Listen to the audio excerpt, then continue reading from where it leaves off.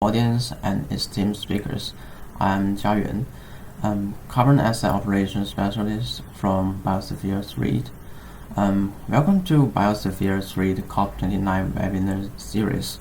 Throughout the week at COP29, whether you join us online or offline, all videos will be available on our YouTube channel, Biosphere 3. The webinars will cover a range of important topics, including bamboo farming, low-carbon communities in BRICS countries, carbon offsetting in aviation, international green energy certificates in China. Today's session begins with our first topic, how technologies solve double counting problems in carbon markets, which is now live. To start, let me introduce our distinguished guest speakers. Federico, Interim CEO of City Trust, Chief Sustainability and Innovation Officer at ACT Group, and Vice Chair of IETA. Andrew, Managing Director of Carbonmark. Zhang, General Manager of the Biosphere 3 trading platform. Gordon, CEO of One Earth Fund US. Each speaker will deliver a keynote presentation over the next 40 minutes, followed by a 10-minute Q&A session. We begin with Chris, followed by Federico, Andrew, and Gordon. Let's dive in. Here we go. So, I think we can start now. Today's host is Jiayuan from my team. And I think everyone is ready, so Jiayuan, can you start? Hello, everyone. I'm Chris from Biosphere 3 trading platform. So the topic today is using large language model to score the risk of double counting in carbon markets. So the initial question is why double counting is a problem. Actually, double counting brings in multiple challenges, including misrepresentation of reductions. It will forcefully inflate the environmental benefits, undermining true impacts of climate initiatives. And then it may also compromise credibility that investors and buyers will lose confidence in carbon market. And the third one is that it will discouragement for stakeholders. That without a robust system, buyers and investors hesitate to participate in carbon markets. So ideally, there should be an integrated data system that can solve this problem. But in many cases, the regions or the registry is lacking the necessary technology, infrastructure, or governance to provide data efficiently. So this is where large language model can step in, and when these kind of registries are not interconnected. So because lacking the primary sources, large language model excels in analyzing diverse, often fragmented data sources, including public available data. It will review registries, reports, and even news articles to cross-check the information. And then to be more detailed, and it will review the auditor and verifier reports. These kind of independent audit records will provide insights of discrepancies. And to be more accurate, large language model can use kind of unstructured database. Then it will transfer inconsistent formats into standard and comparable data sets. So based on these kind of sources, we think large language model can detect the likelihood of double counting. And so it will analyze the features such as project metadata by scrutinizing project names, descriptions, and stakeholders for overlaps.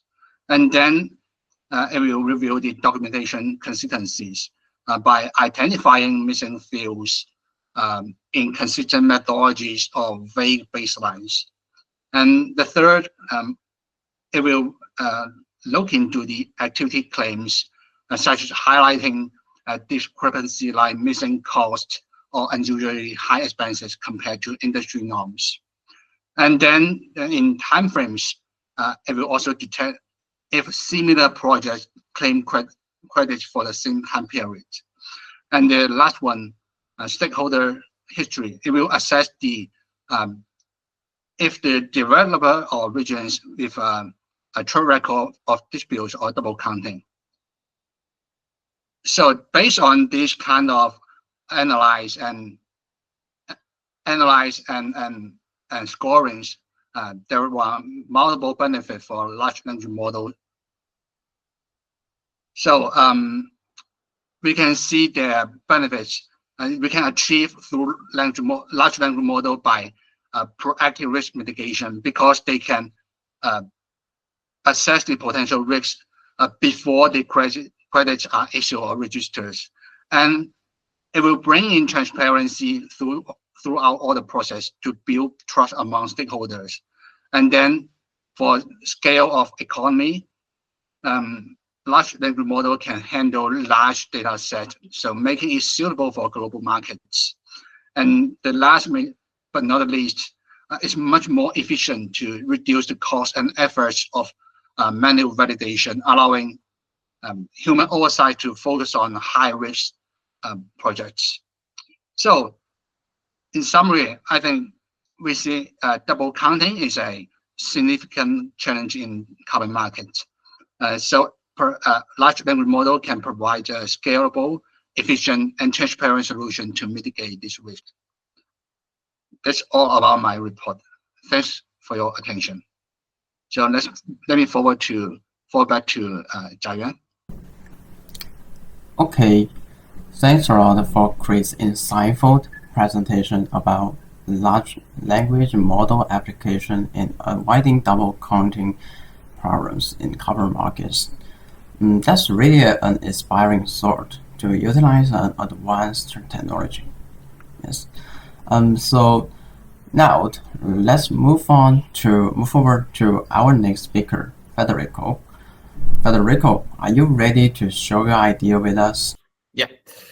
I just want to. I think that what I want to share today is about my experience with CAT Trust, or what's called Climate Action Data Trust, and why that's a blockchain-based. It's a project that I want to share the features about. I think they relate to what Chris has just mentioned. So 1 minute of history. So Climate Action Data Trust, or CAT Trust, is in fact a spin-off of a broader ecosystem called Climate Warehouse of the World Bank. And the spin-off has been done in collaboration with IETA, which is the Emission Trading Association, and the government of Singapore. So a few years ago, they said, okay, why don't we create, in fact, an NGO, a non-for-profit organization, to support climate action data and make sure that those are functional. Now, what that is in practice. So you think about the umbrella of a mix of voluntary carbon market being scattered across different registries. Chris was quickly mentioning that indirectly. You think about a mix of the Paris Agreement, which will somehow manage the transactions across countries and players through the countries of different carbon markets across the world.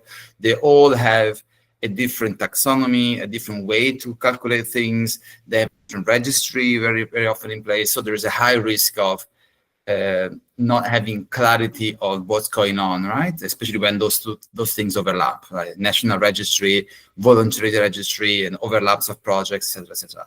So the CAT Trust tried to do two simple things. One was, okay, why don't we define let's say, common taxonomy, or a language that we all have in common. So we don't believe that the world will go towards a centralized ecosystem, because that's not good for creativity. It's not good for not even in line with the spirit of the Paris Agreement, or the spirit of the Paris Agreement.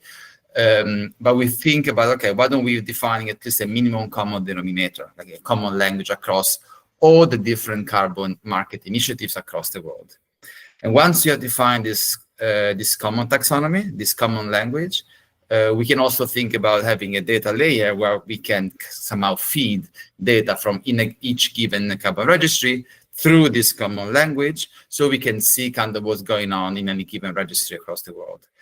And the idea was not to have data about anything which is happening anywhere, because otherwise will become impossible to create a language or a taxonomy, and that's not even the purpose of the CAT trust. The idea is, why don't we create a taxonomy which is powerful enough to be able to give us tools that we can assess what's going on in the carbon market, but still flexible enough to allow different initiatives to still run their course. So the idea was, okay, we end up having, I think, 85 different fields and those connections with the VERAs and gold standards and those main registries already done. And there is a very complex governance ecosystem, because taxonomy in carbon market is not something that you can do only one time in your life. It's a constant evolution. Many things has happened ever since. And now with the Article 6 negotiated at COP, a few new features will definitely come into play, with national registries coming up, international registries, which are part of the UNFCCC mandate. So the complexity is actually growing.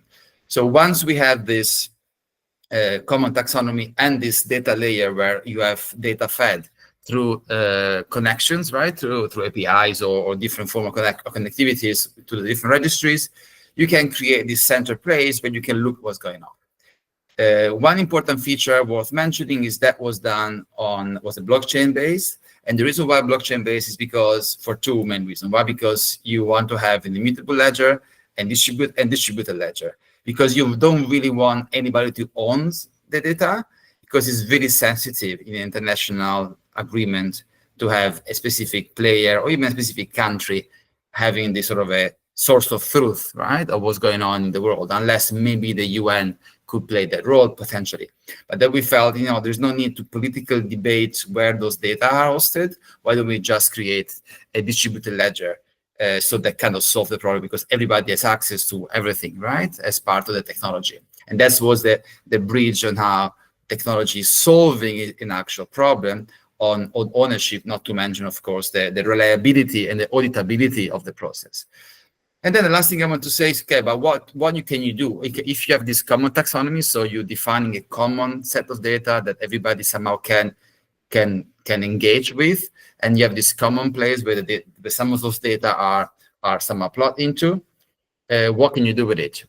And that's, the CAT trust is a public good kind of initiative. It's meant to be, okay, what is this common base data that everybody needs to have? So we are not taking care of transaction, pricing, volumes, because those are very sensitive and has to do with private sector initiatives or country level initiatives. We only wanted to have the key core data, which allows to think about integrity, think about the ecosystem being robust and safe.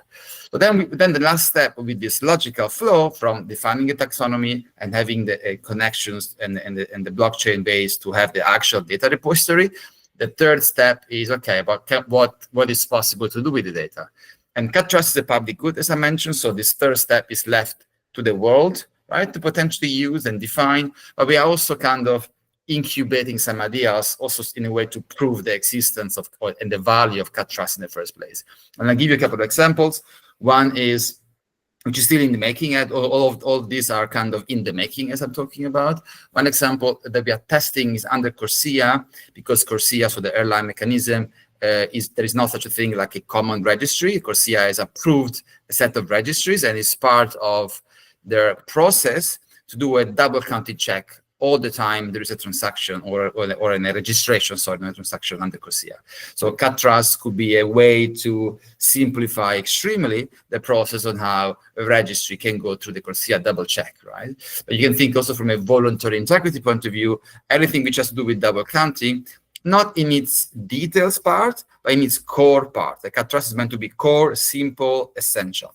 That can be facilitated through CAT trust. CAT trust doesn't do anything. It's just the data, and the service layer is up to any of you. If you have ideas and want to use the data, we're more than happy to engage, right? Because it's the core public good element is the data repository and the language and the common taxonomy as such. Another use case, maybe I can use it to wrap it up, really interesting because now it's linked to COP. Under Article 6 of Paris Agreement, of course, different countries can transact mitigation outcomes. And some countries want to try already to establish a potential partnership with another country under Article 6, but they don't have yet a registry in place in order to do the actual transaction. But the registry is nothing different than just allowing them to understand what's going on in the country. And then we say, okay, but why do we need a registry in the first place? Why don't we use the existing international standards for now, and you use CATTRUST to take the snapshots that you need to have in order for your country to be able to provide the report that the Article 6 of the Paris Agreement forces you to do towards the UNFCCC. So you as a country can use CATTRUST to kind of having a view of what's going on in your country, and therefore having accounting kind of analysis of what's happening in your country, even though you are not yet having a registry, which the purpose of seeing what's going on in your country, because you can use CATTRUST to see what's going on through international registries, any given carbon project happening in your country, so you can change and adjust your carbon accounting accordingly. So this is just two examples, the double counting and Article 6 facilitation of many other potential use cases that CATTRUST can do. And the overall power of CATTRUST are in fact this governance that makes sure that it's a very complex governance where countries are part of the board, and the same as very regular standard at the registries. So there's an ecosystem that agrees on this taxonomy. And the second thing is that it's public goods and meant to be and with blockchain based. So in a way, everybody can leverage on this transparency as such. That's what CATTRUST is in a nutshell. And so back to you. So thank you very much, Federico. That's really an impressive presentation. A common taxonomy in carbon market and data set can be definitely beneficial. And the reason for using blockchain is security and credibility to build a safe ecosystem as well. And I think Andrew will be very familiar with blockchain as well. Let's listen to Andrew's demonstration about blockchain technology usage. Hey, Andrew, are you ready? Great to be here, everybody. And yeah, it's an interesting ecosystem on the blockchain side of things in the carbon market. I think a few of us here have already worked together on some things, but it's certainly a growing space. And obviously, CATTRUST is one of the pioneers there to really leverage a decentralized system as a data warehouse for the market. And there's a few reasons that makes a lot of sense, in my opinion. So what I'd like to do in my time here, I'm going to speak a bit about what Carbonmark does and why we chose blockchain technology. And then I'll dive into some of the interesting use cases that I see emerging here that, in our opinion, will help, one, reduce the risk of double counting or double issuance, but will also just provide greater fidelity into what is going on in the market itself. So if I begin just about Carbonmark. So we are essentially a platform for facilitating the trade of carbon credits. We've built infrastructure to connect to various registry systems where these credits can be brought online. When they're in our platform itself, these credits are represented as a blockchain-based asset. And there's some pretty important reasons for that. Essentially, when you take an asset and you move it onto the blockchain in the way that we do, you are essentially making it programmable. Now, when you make an asset programmable, you can start to automate different processes around its usage. So that can relate to things like the purchase of a carbon credit, the automated retirement of a carbon credit, the fractionalization of a carbon credit into different units than would be normally shown on a registry, 10 kilogram retirements, 50 kilogram retirements, et cetera, and still have it linked to that original asset. You can just start to send live data back to the registries themselves based on what's going on with those credits when they're purchased, retired, all of that pricing information, the volumes transacted, and so on, can all be made available. And because we're a blockchain-based system, we've found it quite intuitive, really, to already utilize some of the data that the CATTRUST provides, for example. So our content management system is fed in by the API related to projects on eco-registry through the CATTRUST. And then this data is something that we can show on our project pages. Concurrently, we are looking at providing real-time insights on what's going on within our blockchain ecosystem to other data providers in the market. Players you can imagine like Allied Offsets, MSCI, et cetera. Because when you have all of these different trades and carbon retirements occurring on a distributed ledger system, like the one that we leverage, you really have real-time data insights.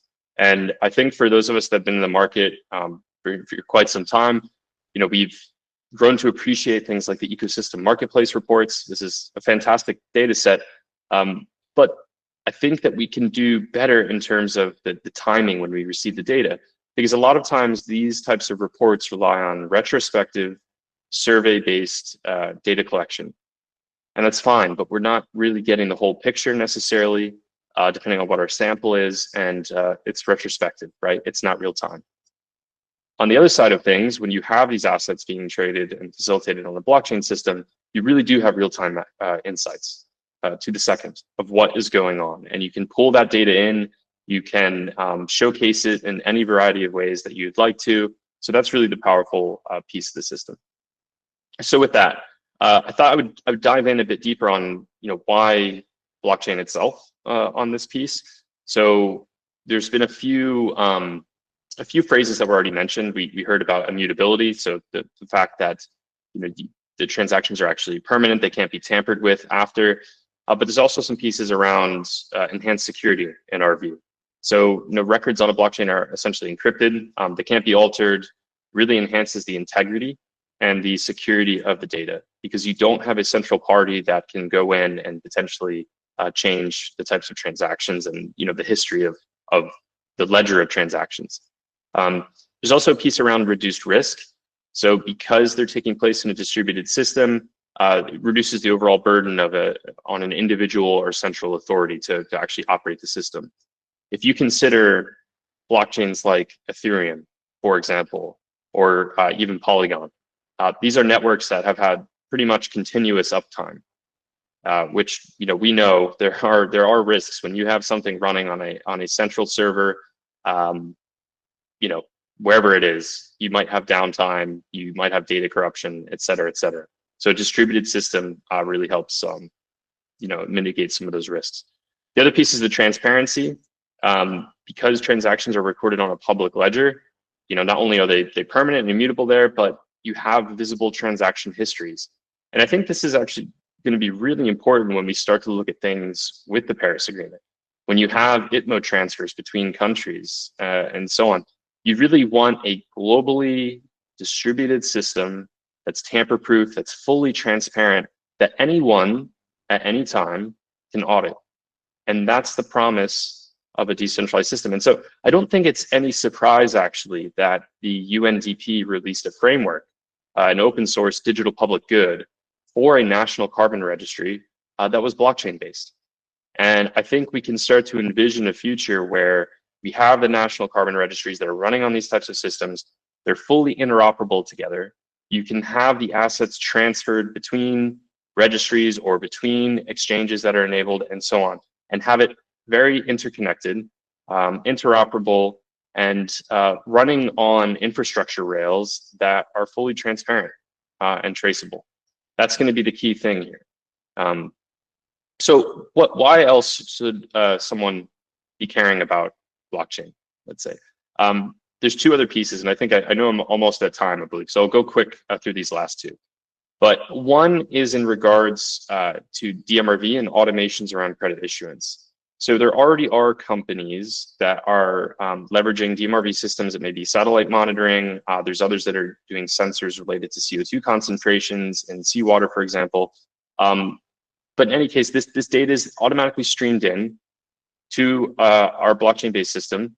And then what can happen here is that based on that data from the project, you can automatically issue the carbon credits directly to the system itself. Now, again, when you validate methodologies like this and you have the DMRV system set up, you of course want third parties to look at the overall system and say, yes, okay, the flow and the process here from taking that data in and issuing a carbon credit, that makes sense, it's cogent, et cetera.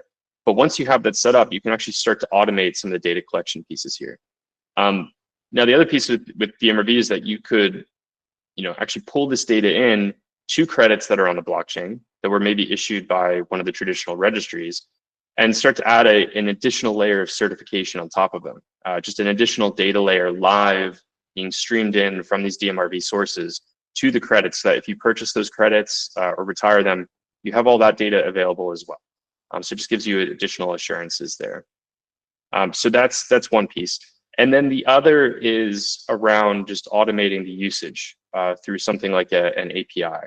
Again, I think there's a lot of new use cases out there for credits, a lot of integration opportunities into other fintechs where transactions are proven to be carbon neutral, where users that are purchasing a product can make them carbon neutral just by clicking a button and having the whole purchase and retirement process automated and so on. And so we believe that there is merit to a more tech-enabled carbon market. We think there's a lot of unlocks in terms of scaling demand for new use cases. And we also think that essentially this technology provides a way to make a more secure, transparent, and ultimately scalable market in the future. So I'll pause there. Thank you. Really thanks for your presentation, Andrew. For real-time data insights and transparent systems, and automatically managed carbon credits, Carbonmark did build an infrastructure based on blockchain and offer API to get market connected. Now, let's move on to our next speaker. Gordon will share his experience of project development in terms of procurement and methodology. Hey, Gordon, are you ready to share with us? Good day, everyone. Hopefully the audio connection is good. It's a pleasure to be here. Pleasure to meet Federico for the first time and Zhang as well. Just want to, I think, maintain the momentum that Federico and Drew have built within the discussion and build on some of the things that Chris brought up as well. So very quickly, background, Wonder Fund is a nonprofit based in the United States. We hope to have global positive impact through the reduction of greenhouse gas emissions through waste diversion that is converted through biological means. Very simply stated, that could be compost, that could be insect cultivation, but those are our two primary focuses. We've been around since 2018. Had been working through various registries and various market opportunities. And so we're very excited for what's happened here just in the last year, and have had the privilege of start to work with Carbonmark, which is very well aligned with our perspective. The reason we selected waste diversion through biological means was precisely based on the foundations that I think have already been addressed here. Every market is founded on trust. If there's no trust in the market, then the value of the market erodes rapidly and eventually disappears. So trust in a market must also be based on data accuracy of knowing that what you're trading or buying is actually what you intended to purchase and has the value that you decided to purchase. And so the reason that I think this aligns with our operating model is waste diversion has a very good alignment with that because it is a quantifiable and degrading resource. And so it is ideal for the technological improvements that we've seen in the current market that allow for what you would call batches of waste that can be quantified and then provided unique identifications. And then they are processed through the various different biological processes. So whether it be traditional compost or whether it be different types of insect or other animal cultivation, our focus is on the black soldier fly, which we think is the ideal animal to do that. But it can be through various mechanisms. At the end of that, you have a quantifiable batch of waste that is processed through a known and verifiable process that results in a verifiable output.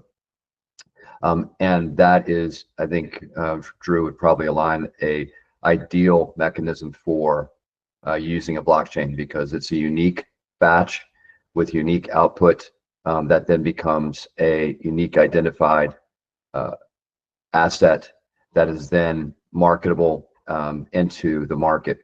And I think that's where the future is in terms of providing the accuracy and the trust that buyers and sellers are looking for especially across the international market, where there are opportunities that have unfortunately been exploited in the past, and other types of offset trades that this would help solve.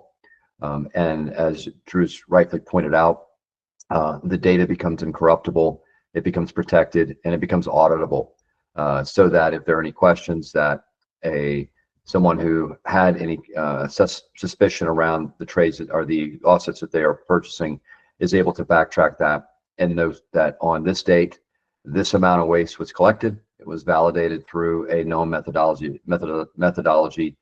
and was then processed accordingly. And at the end of it, it had an output that is both measurable and aligned with the expectations. One of the processes that we've also started taking in terms of monitoring that aligns with this is actually tagging batches using RFID and other ways of maintaining integrity of the waste being diverted and the quality of the waste, so that when it goes through the process at the end of it, and as we develop the project and submit the project to the marketplace, everyone has clear transparency into what was actually processed, where it came from, where it was actually converted from a waste to an asset, and has a clear methodological emissions standard that can be validated, so that if weights or quantities don't line up, that can be audited as well. So from our perspective, it's critical to maintain that data integrity. I think the other component of it as well, that Drew may have touched on, but just to go a little bit deeper into, is it also accelerates the verification and validation process that is so critical to offsets and the credibility there. So the ability to more rapidly move through the verification and validation process by using these technological means reduces the amount of physical auditing that drives up cost, especially for developers like us. Whereas with other types of previous regimes, that was very difficult and expensive, and eventually, and in some cases, the trades did not make economic sense. But with the ability to use technology and the ability to create unique and secure identifications for the resources I should say, for the assets that are being developed by project developers, regardless of where they are in the world, provides a significant amount of positive cost impact, especially for our partners in developing countries, where there is a unfortunate perverse incentive. The further away you are from a verification and validation entity, the more costly the project is to develop. The more costly the project is to develop, the lower the required profit that makes the additionality of required by the methodology to work. So what we've got in a number of cases is a cycle that drives a project.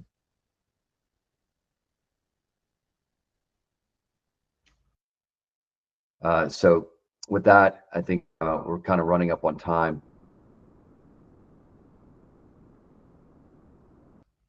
Sorry, my mic went off for a second.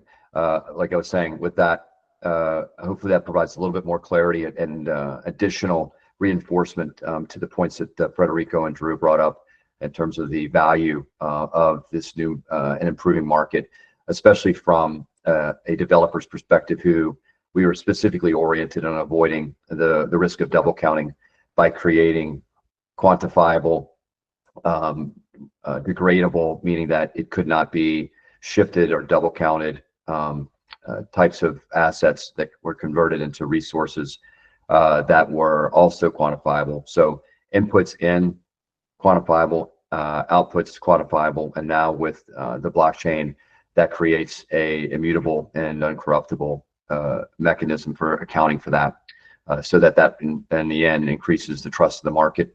The higher the trust of the market, the greater the value of the market across international boundaries. So thanks very much, and open for questions. Okay, thanks for sharing, Gordon. The blockchain can definitely make the quantification and developing process of carbon assets credible and transparent. So that's all. Our speakers all finished their keynote presentation. We should move forward to the last session, the 10-minute Q&A. I will collect some questions from the audience and our colleagues. The first one is forward to Federico. How will costs be effective when project proponents apply such a solution to develop their carbon credits? Okay, Federico, can you answer? You can share your ideas about it. Thanks, yeah. Okay. So for now, talk about cut trust in this case, right? For cut trust now, we don't have yet a financing model, if you like, of what we are building. Everything has been done through philanthropy. The idea is a lot of philanthropists are interested in having core data as a public good, as part of their mission. So for now, all the activity I mentioned about taxonomy, creation, governance, and the data repository layer and everything around that has all been done with philanthropic fundings. In the future, obviously, you might want to have a model where potentially some revenue or revenue financing stream might happen, and that could be by the user of data. So whoever is using data from Cut Trust could support Cut Trust existence as such.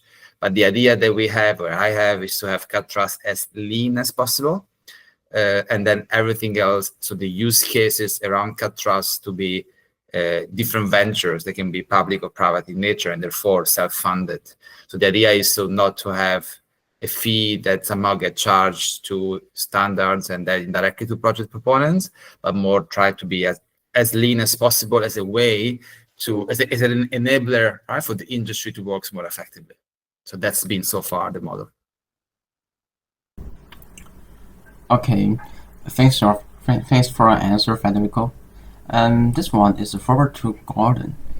The question is, if a method designed to avoid double counting is already set up, how to make it effective or convincing? Thanks for the question. The methodology that is currently in place on the as accepted is the ACM 0022. We are currently working on an updated methodology for black soldier fly cultivation, as well as using the Climate Action Reserve 2013 version for compost. Both of those have monitoring requirements built in and have quality control mechanisms that require the waste inputs that go into either of those processes, whether it be traditional composting or through insect cultivation, are measured, and those measurements are calibrated. And then on the output side, the outputs of that waste diversion are then quantified as well. So the methodologies have the monitoring quality control mechanisms built in, so that overall quality assurance of the credits that are being brought to market are validated. And so that with that process, as stated, creates the opportunity for more rigorous, auditable, and accurate information to be recorded and maintained. And that used to be through the more traditional registry process, but now with the improvements with blockchain and also with large models that can validate data sets, it is the methodologies have only been reinforced by the technology. So they've, through no deliberate mechanism, but only, I think, through sort of logic, the methodologies that were developed before the technologies are still not only held up, but have been reinforced by the improved technological data integrity mechanisms that we've discussed here today. So, really thanks for your answer, Gordon. The next one is forward to Andrew.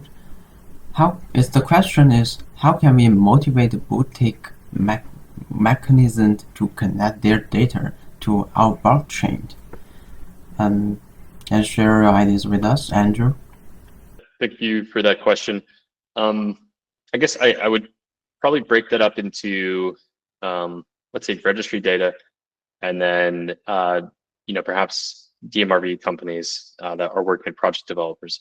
So on the registry side, there's been a number of registries that have already connected data and provided some sort of interoperable solution to blockchain platforms like ours. ICR, for example, which is a registry that actually runs on the Polygon blockchain. You have Eco Registry, Pure Earth has a connection in place. And I think we will see some movement from some of the other major registries in the coming months. But that's really the first key piece, because the registries are the ultimate source of truth, you could say. They're the ones that are actually issuing the assets and tracking retirements. So if you then want to have more of the advantages that we've all spoken about earlier for having assets on the blockchain, for having carbon credits on the blockchain, then you need to have a solution to connect that data from what's happening on the blockchain to the registry system itself. Now, when you're going from a completely so-called Web 2 based system to a Web 3 one that's blockchain enabled, there are some challenges there, right? There's challenges because there's certain functionality that is enabled when these assets are on the blockchain that doesn't always exist in the Web 2 registry systems. So I'd mentioned carbon credit fractionalization before, essentially whether retirements can occur for sub-ton units. That's something that's fully enabled on the blockchain, of course, but not all registries have that. So you have to kind of then create some sort of bespoke solution to batch retirements when they occur in a fractionalized basis on the blockchain to then have that data, secured on the carbon registry itself. So that's one side of things. Generally, I would say, I think just, registries that are emerging right now, there's some interesting, like novel, more carbon removal focused registries. Some of them are running on blockchain systems. And I would say that over the next couple of years, perhaps we see some of the other traditional registries that have been around for many, many years at this point, may also transition their infrastructure to a blockchain-based system. And I think there'll be a number of advantages there. So then the last piece of this question, the other side of it would just be like DMRV companies themselves. How can we motivate them to connect their data to the blockchain? I mean, look, we have a module on our platform that allows us to take API data from third-party sources and essentially pair it with the carbon credits that are on our platform. I think when you open that up and especially if you can create another revenue stream for them, whereby similar to the carbon credit rating agencies, they would be paid if people wanted that data associated with the credits that they had in their system. So if I have 1,000 tons from some project, it's on a project page, and we want to pair those credits with, let's say, satellite monitoring data around the deforestation rates in the project area, maybe we as a platform pay this data provider, or potentially the buyers of those credits themselves would pay for those credits, and a royalty would also go to the DMRV provider. And because you would have the smart contract system with these so-called tokenized assets, or the assets that are on the blockchain, you could make that fully automated in terms of the royalty payment. In a similar manner, if you have trading of credits, you can actually send a royalty back to the original project developer themselves. And in this way, even though there's a lot of margin taken by intermediaries in the market currently, you can ensure that a portion of that margin actually goes to the folks that are on the ground developing these projects. Which I know that's a bit of a tangent from the original question, but I think it's related to the data piece here, and is worth exploring. So thanks a lot for your answer, Andrew. That's a really impressive answer. So the last question is also to Federico. The question is how to lower the cost that if we need the real-time data interconnecting different registries. I'm trying to understand the question. So yes, I mean, the idea is to have connectivity through APIs, and at the moment, what we're trying to do with CAD-Trust is that the registries, the big ones as much as the more innovative ones that Andrew just mentioned, they are all part of CAD-Trust, and they allow us to have API connectivity or other form of of engagements with them, which is relatively efficient. It's not super efficient, so we're also looking at doing things better. But for now, our core of focus now is not really on the efficiency side yet, but more on the political side and the use cases side, so the value proposition. So at the moment, the costs are not super material compared to the potential value that you can gain out of having transparency, trust, and a better use case for action data that comes from carbon projects. So now we are focusing mostly on having the registries on board, so we can easily improve anything, having them politically involved or practically involved, having connectivity as efficient as reasonably possible at this stage, and then focus on the use cases to make sure that there is actually use of the data, and therefore there is a value creation that justifies the whole ecosystem in the first place. So that's a little bit the philosophy that's happening at the moment. So less on cost optimization, which is not super material yet, and more on value creation, if that makes sense. So thanks for your answer, Federico. That's all for today.